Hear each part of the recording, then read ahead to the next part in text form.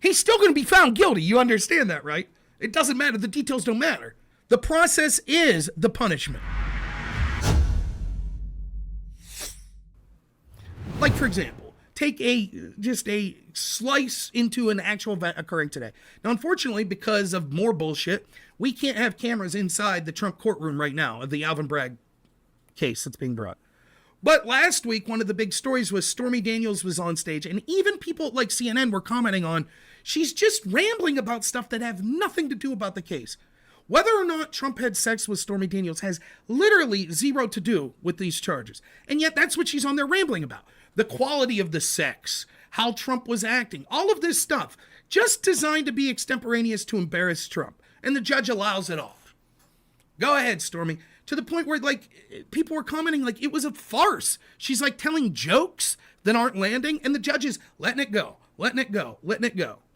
Well, today this guy Costello gets on the stand, and he's trying to tell a story of why Michael Cohen, the star witness, is dishonest and wrong about things. And the judge keeps excoriating him to the point where he has to call a recess and says, "Are you staring me down?" Now, how is it that the same judge that's so, because you might say with the Stormy thing, hey, it's just one of those types of judges. He's just going to let everything go. But no, anytime it's someone for the prosecution, it's anything goes. Whatever, no big deal. But when it's people for the defense, when it's people, then all of a sudden it's by the book, strict. No, we can't allow that. Blah, blah. Is it all about election denialism? No, it's periphery to the fact that I'm saying what you can see is these institutions and corrupt people within them have these sets of double standards. And so the idea of election denialism is built in. They still have denied the 2016 election, and they've done far more real shit about it.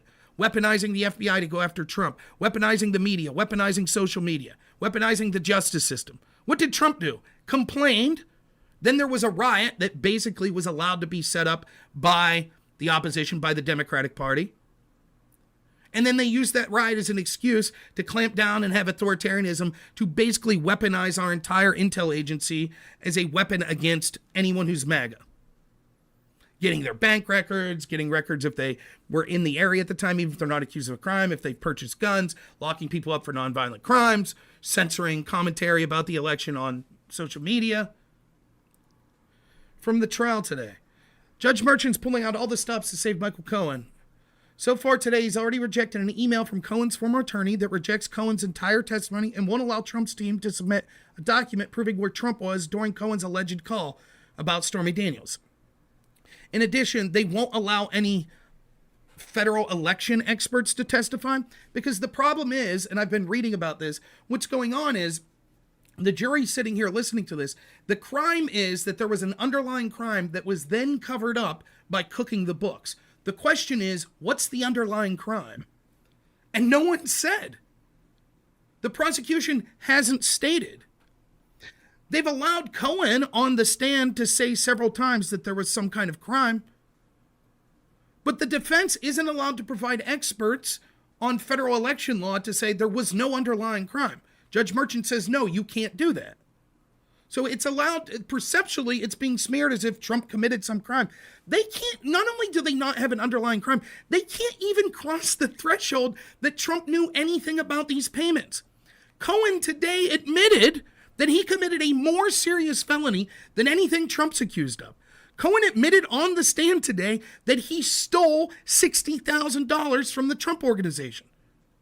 It's starting to look like the entire thing was concocted by Cohen to pay Stormy Daniels and then skim off the top and make money. That's what it's looking like. And yet this prosecutor decided to hinge a case entirely on the words of Michael Cohen, who's been excoriated by judges, by Congress for lying over and over, who they now we know knew was literally embezzling money from Trump. And they let him off the hook for that more serious crime. Why? Well, Alvin Bragg ran on the promise of taking down Trump. Jonathan Turley says, these are hits below the waterline for Cohen, but also the prosecutors. They had a man admitting to a major larceny, but never charged him. They made Cohen not only their man, but allowed him to keep the stolen money. Robert Barnes says, crimes confessed by Cohen today. Perjury, lots and lots of perjury, tax fraud, business fraud, embezzlement from Trump, theft from Trump, currency structuring to avoid getting caught for all of the above. This here is a former assistant DA in Bragg's office in Manhattan. Listen to what he says about this trial. It's hard to understand how the judge is not going to grant a directed verdict since there's no evidence that links President Trump to any record keeping whatsoever. I just don't understand it. And I don't think all of my colleagues and all the people that I worked with in the DA's office have all said to me, Eric, go out and talk about this. You have the experience to address it. And they're actually have all unanimously, whether they like President Trump or are never Trumpers, have said they're embarrassed by the DA's office bringing this type of case. And it's destroyed the integrity of my old office. There's a guy who worked in the office. Destroyed the credibility. Embarrassed. Even the never Trumpers in the office are embarrassed. He's still going to be found guilty. You understand that, right? It doesn't matter. The details don't matter. Which will further prove what a sham this is. They know it'll be overturned on appeal. They know it. They don't give a shit. It's all about hurting him during the election. Cohen admits to stealing this money from Trump's organization. $60,000. Journalist on MSNBC, Lawrence O'Donnell, he's going to tell you his feelings about that. Pretty big deal, right? Let's see what he thinks about this sort of theft.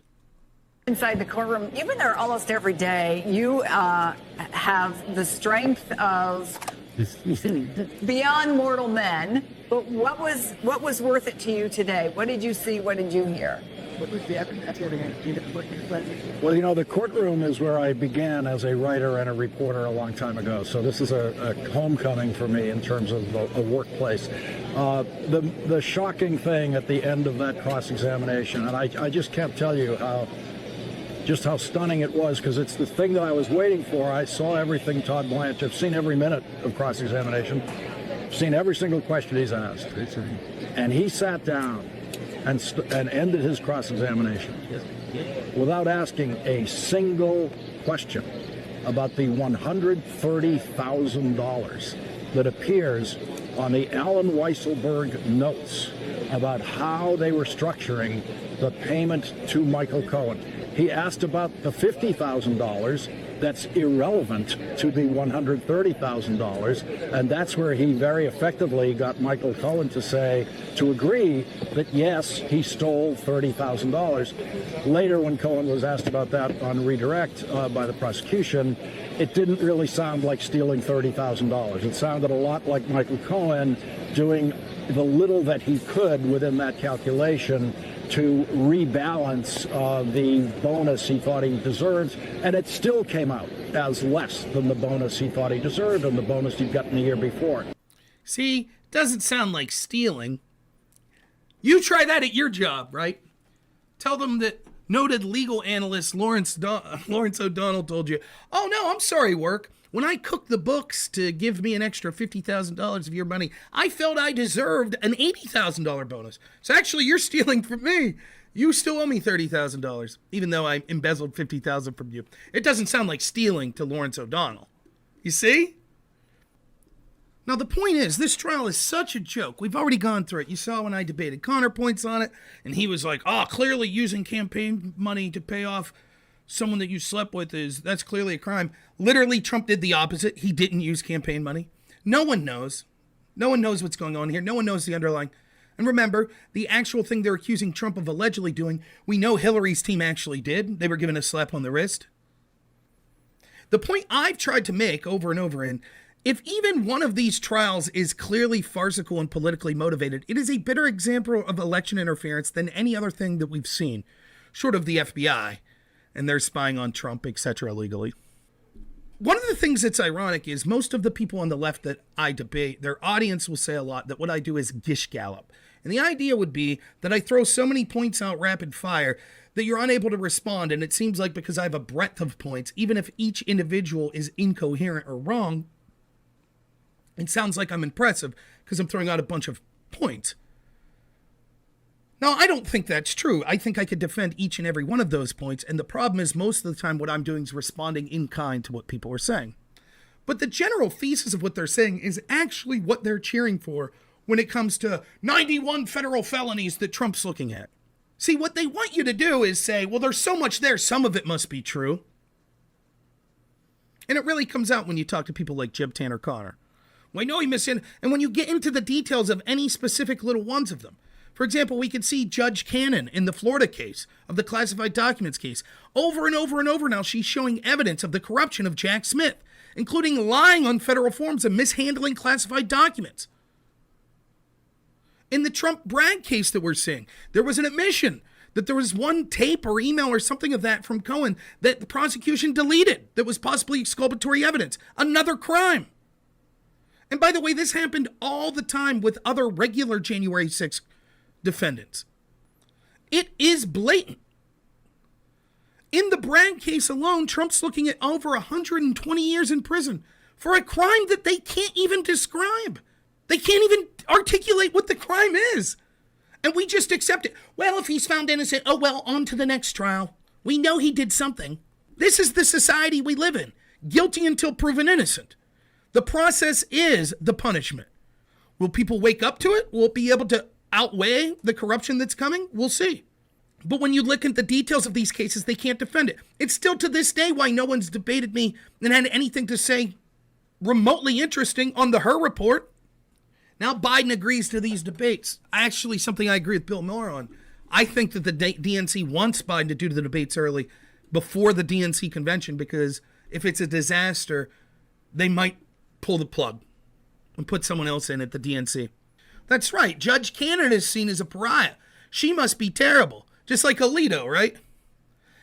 See, they say, how dare people criticize judges when the judges, even when they're blatant, even in the case of the Bragg case, Merchant, whose daughter is being paid huge sums of money by Senator Goldman, who admitted to coaching their star witness Cohen. That's fine. All of the bullshit that you see with that, that's fine. But Judge Cannon, oh my goodness, she's just terrible. We know she's terrible. We know it's terrible. Can't she see that Trump's just guilty? I'm not factoring in whether or not Trump's convicted as to whether or not that really... At this point, I will say this. The Bragg case is going so poorly, I actually think a conviction helps Trump. I really do. Because I think everyone knows that it's almost impossible to defend. I'm thinking that there will be corrupt things that occur after this that will far outweigh. If the polls are accurate and Biden's dead in the water going into the DNC, they'll replace Biden. And then it recalculates everything. It's my honest opinion. If not, then they think that they have something in the bag that will be able to win. Now, it's not a guaranteed. I still am only putting Trump at like 5% chance of winning, but that's my honest answer. I do think that there was a potential for like a classified because regardless of what you think of the double standard of the classified documents, it is true that technically Trump had classified documents, and the average person's going to say, oh, he shouldn't have had them. Apparently that's a big deal. He's going to jail. And it'll be difficult to explain to those people like, well, as president, possibly he had the ability just by having them that they were declassified. And actually other presidents like Biden has done worse and Hillary did worse. That's a tougher sell. But this Bragg case, what it really comes down to is a lawyer and a porn star tried to extort Trump for money. And it's a joke. And he's still found guilty?